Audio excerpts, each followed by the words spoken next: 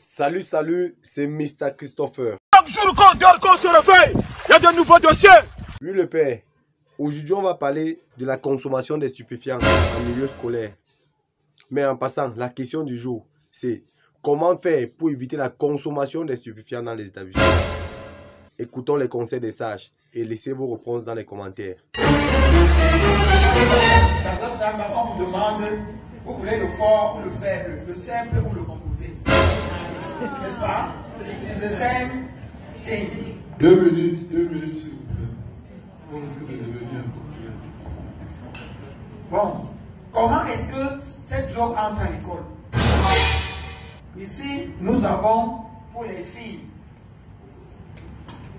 Et pour les filles, vous avez des boîtes de menthol. Vous voyez à l'intérieur. Vous avez pour les garçons qui se sont drogués sur le chemin ou au retour de l'école, des parfums, des eaux de toilette toujours. Pourquoi? Parce que vous, le parent, si cet enfant s'est drogué au retour de l'école, il va devoir se parfumer pour entrer à la maison pour que vous ne sentez pas l'odeur de la fumée. En fouillant les sacs de vos enfants, vous allez constater qu'il y a toujours du cannabis. S'il n'y a pas de cannabis, au moins, tout au moins pour celui qui a commencé à se droguer, des emballages vides. Le cannabis est toujours emballé dans les sacs de ciment ou dans les sacs de farine. Jamais dans les feuilles de papier, parce que le papier, la feuille de cahier supporte au moins la chaleur. Alors, à quoi sert la Bible? On a dit tout à l'heure pour gérer le retour. Vous allez voir qu'il y a toujours une lame de rasoir à l'intérieur. Et aussi, au début, les 2 premières pages, les 2 dernières pages, un numéro de téléphone. Ce n'est jamais votre numéro de téléphone, c'est le numéro de téléphone du dealer. C'est la même chose pour le Coran. Quels sont les signes de communication de nos enfants? En 2015, 2016, 2017, on avait les bonnets. C'est tout le monde qui voulait avoir un bonnet, même en saison sèche. Bon, ils ont fait la mise à jour, ils sont passés sur des lacets. De plus en plus, vous voyez dans vos établissements, des garçons porter des ceintures, des lacets à la place des ceintures. Et ils laissent pendre expressément. À quoi ça sert? Alors la couleur jaune, la couleur rouge, c'est le feu rouge. Il n'y en a pas en stock. La couleur verte, c'est le feu vert. Venez vous ravitailler, il y en a en stock. La couleur bleue, le stock est fini, je vais me ravitailler. La couleur orange, dépêchez-vous, ça va déjà finir.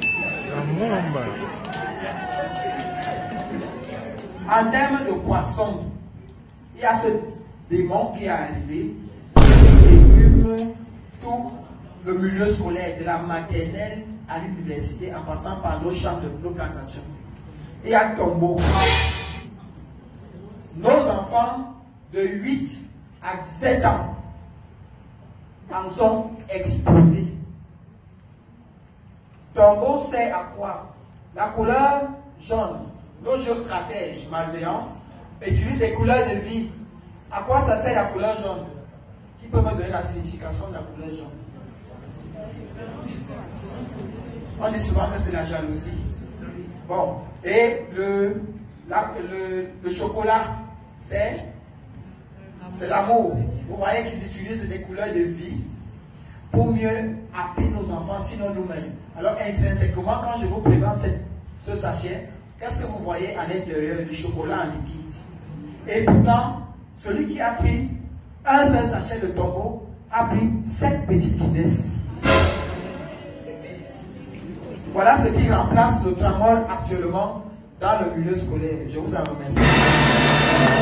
En passant, n'oubliez pas de faire une touche Fagnon Créatif. Fagnon Créatif est une entreprise qui vous offre des services tels que le web marketing, le reportage, le développement des applications, les clips vidéo et bien d'autres services de formation des jeunes. Je vais vous laisser les liens en commentaire. Là, c'était tout pour aujourd'hui.